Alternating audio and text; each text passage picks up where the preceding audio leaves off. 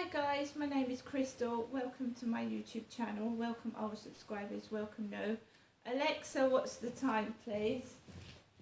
The time is 4:21 p.m. Right, so I just want to show you what I got from the Strood community shop. The Strood community shop, charity shop in Strood. It's got lots of bric-a-brac in it, clothes, china, DVDs, and it's a nice shop. It's big and spacey. It's got lots of things in it to collect and look at. There was a bone china cup of Queen Elizabeth in there that was £2. Right, so I got 4 DVDs because I like to watch DVDs at night, especially when Celebrity Jungle is over and finished with. I don't know who's going to win. They're all good candidates. I like Fatima Whitbread. I like Phil Tufnell.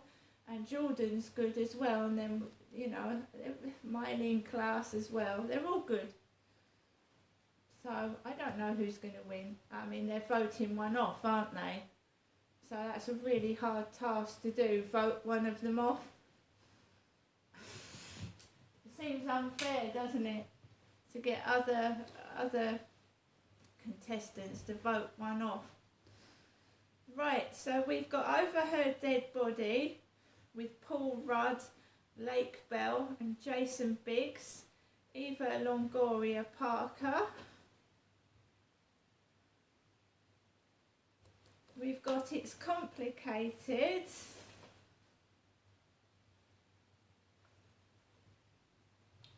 If Only, Jennifer Love Hewitt and Paul Nichols, the story of a once-in-a-lifetime second chance for love. The Stepford Wives with Nicole Kidman in, which I've watched these several times, but I mean, when you're on your own, a chick flick with a cup of hot chocolates and marshmallows and your feet cozied up on the sofa. I also got a pocket translator, £2, a pocket translator, handy lightweight pocket translator, 6 languages, English, French, German, Spanish, Italian and Dutch.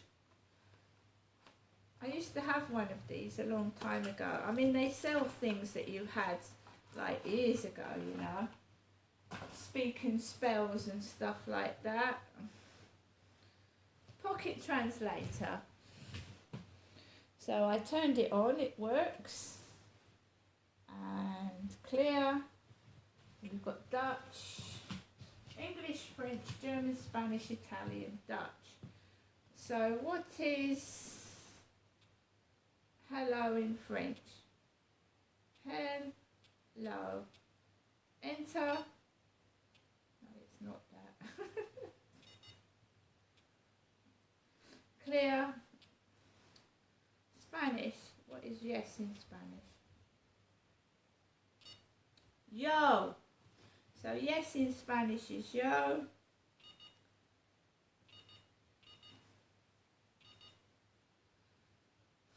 So that works. Just turn it off. That works. Battery works. It hasn't been used. It's brand new. So I can mess about with that. Learn bits of French. We've also got some carpet bowls. Carpet bowls. Bowls.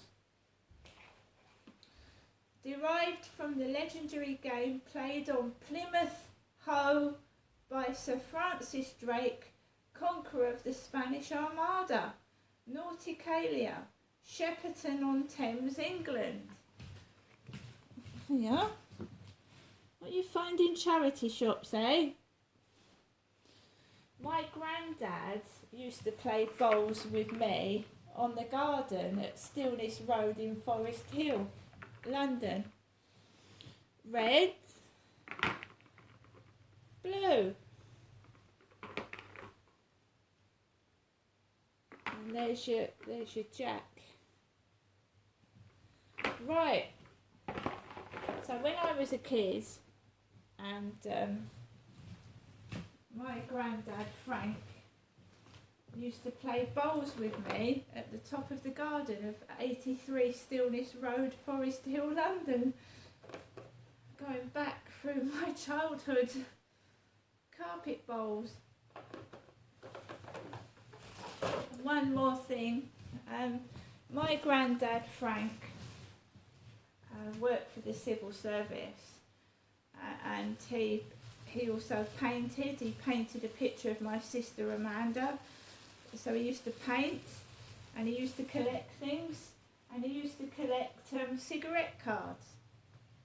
Who remembers cigarette cards? Because I do. My granddad had collections of them, and they were in a tin at Victoria Road. A tin full of my granddad's cigarette cards. I don't know what happened to them. Perhaps they did end up in a charity shop. Who knows? But we have Yogi Bear here. Mayor Yogi. Yogi Bear. Cigarette cards. Years old. My granddad had loads of them. Lion's Tea. Aeroplane. Spitfire. Is it?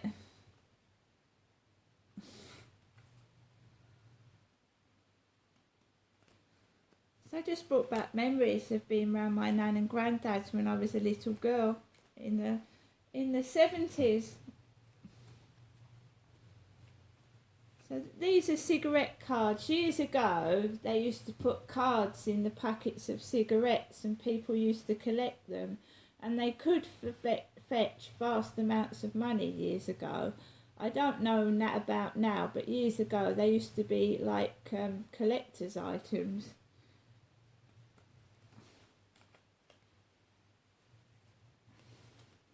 So you're not supposed to now encourage people to smoke because it's bad for your health.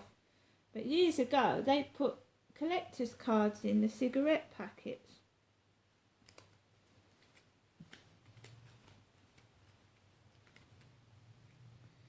And tea.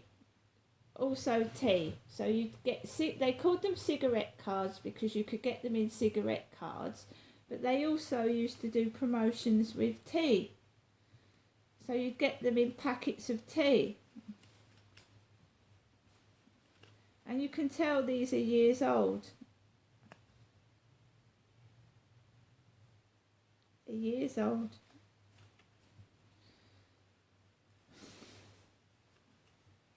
That is George II. So we've got a card with George II on.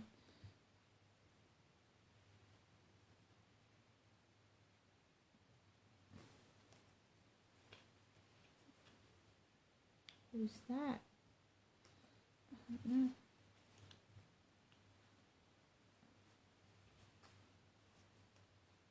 We've got a dachshund. A dachshund. Dashy. German dachshund from Lady and the Tramp.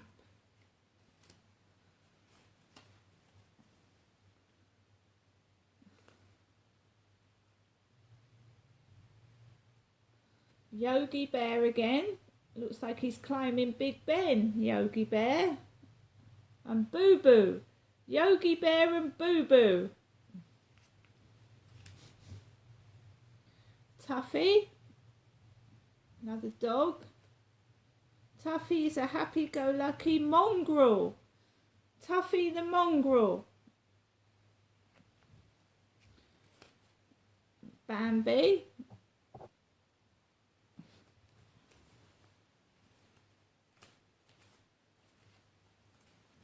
Got some racing cars, westerns. So that brought back memories, but I don't know what happened. I honestly don't know what happened to my granddad's cigarette cards. He had hundreds of them. He had hundreds of cigarette cards. My dad, when he left Victoria Road, he left everything behind.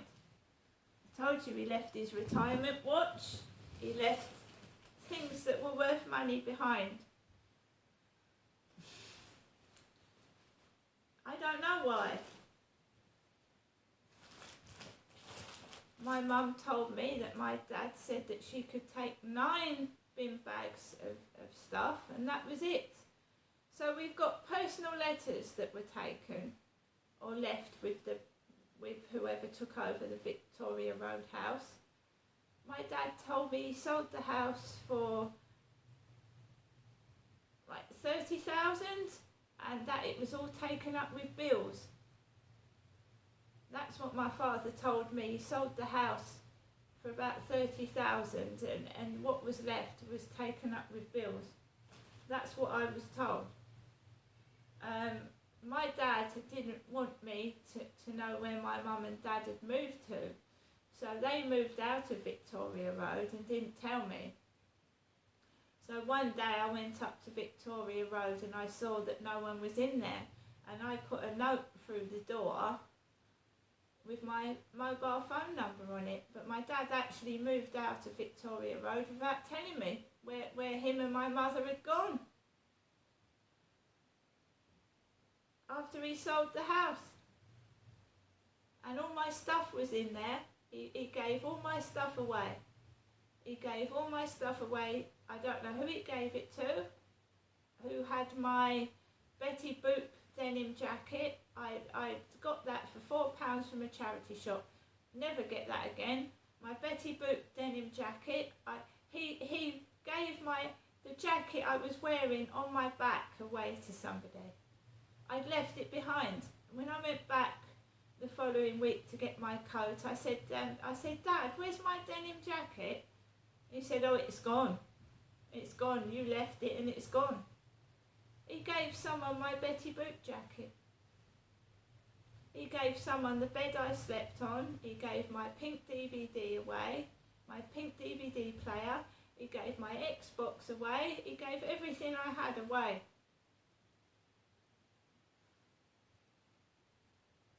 I didn't think he would do something like that, but he did. And my provisional driving licence went missing. A lot of my ID went missing. My national insurance card went missing. A load of stuff went missing when someone took over that house. I don't know what he was doing, who he gave it to. I was just terrible. To actually give the coat off my back to somebody. I left it behind and went back for it. Went, no, that's gone. Can't have it. It's gone. I was so upset because I'd bought that in a thrift shop, and I love Betty Boop, and he had given it away, the coat off my back. Literally. So what I get now, I'm proud of. I keep it. So in that Victoria Road, there was Grandad's ornaments, and they were worth money. They were antiques. There was Grandad's cigarette cards, all the stuff that Grandad had. I don't know what my dad did with it. But there was no care or anything. My dad was he just didn't care about anything. He just didn't. And that's some way where I've got some of both my parents' bad habits. I don't want to have their bad habits, but when you witness bad behaviour, it's hard not to copy it, especially when you're a child. And it's sad that what my granddad worked hard for was destroyed and stolen. And makes you wonder if it was for drugs, doesn't it?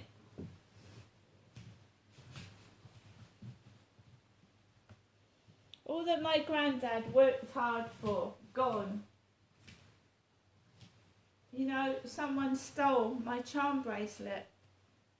My ex-husband bought me a charm. There was about 60, 70 charms on it.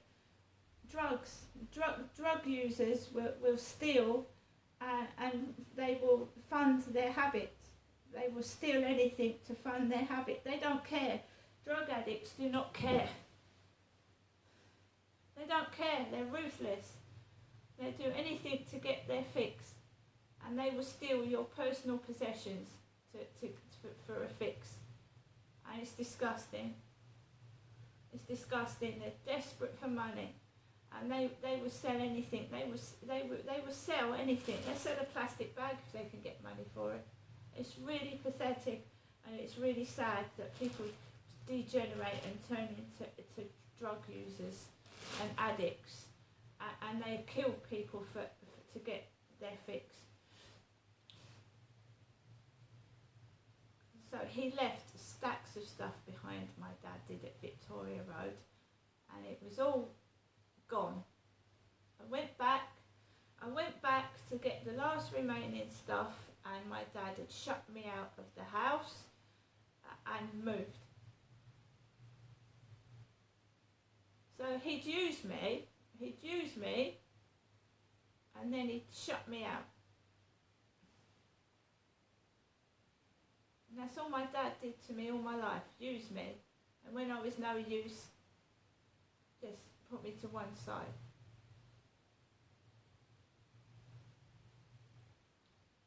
So, I am going to get on with my life. I'm left with my mother, my mum, who can hardly look after herself. A mum that was married to a man that was a psychopath who hit me, my brother, and destroyed our lives. And she wouldn't leave him. No matter what my dad did, she wouldn't leave him. I was 16 years old. I said to my mum, "Come on, Mum, let's tell your workers what Dad's doing." No, she said. I brought her up a great big bar of Cadbury's chocolate, and I'd witnessed my dad hit my mother before she went into the hospital, and I said, "Mum, this has got to stop. We'll find somewhere together." She would not leave him. Whatever my dad did, whatever help she got offered, she would not leave him. When I suffered domestic violence, I made several phone calls to protect my children, and it backfired on me. But my mum did never ever attempt to actively get away from a man that was abusive. At least I tried. It didn't work, but I tried. You mustn't stay with, in my mum's case, it was just, I can't believe it. She met my dad and he hit her before she got married. And she still went ahead and married him. And when I questioned about it, she blames other people. She doesn't blame herself, she blames other people. Oh, so-and-so told me, then this and that. He made me stay with him. And I guess back then maybe it was hard to leave a man who's abusive. But you've got to think of your kids, haven't you? You've got to think of your kids first when you've got children, and that's what I did. It backfired on me. I did what I thought was right, and it backfired on me. But as far as I'm concerned, my mother didn't even try to do anything to stop him. In fact, when I came down to Chatham, after 22 years of living without my dad, right, I got away from it. I came back down in 2008 and he hadn't changed, he'd got worse. But she was helping him. She would give him the money, then he would take me to the caravans. So she was supporting him, she was helping him to do the things he was doing to me. Because if he hadn't have had the finances, she didn't give him the car keys, he wouldn't have taken me to these places, would he? Where he destroyed my self-confidence and made me feel awful about myself. The things he did to me. She's got to understand that she played a part in what happened, and she won't accept that. So I just want her to accept the fact that she played a part in it. Not that she caused it, but she played a part in it because she helped him. If she said, "No, I'm not letting you take Genestra to the caravan parks," then maybe he wouldn't have done that. But she never once did that. She never once stopped him. And that's that's what upsets me, you see. She let him do it. So that's why I get cross with my mum and upset. Anyway, that's enough of that. But I'm not a nasty person. I'm certainly not like my father in that respect. I've got cross. Admittedly, I've got cross, and I've got cross with my mum when I first came down because, you know, I wanted to see my children. I didn't want to stay down with a dad that was doing wrong things. I wanted to go back to my kids, and no one was helping me do that. And right, I'm going to get on with the rest of my evening. But I'm not a nasty person, guys. And you know, as far as I'm concerned, my mother played a part in what my dad did. And trying to put the blame on me is not going to work. See you later.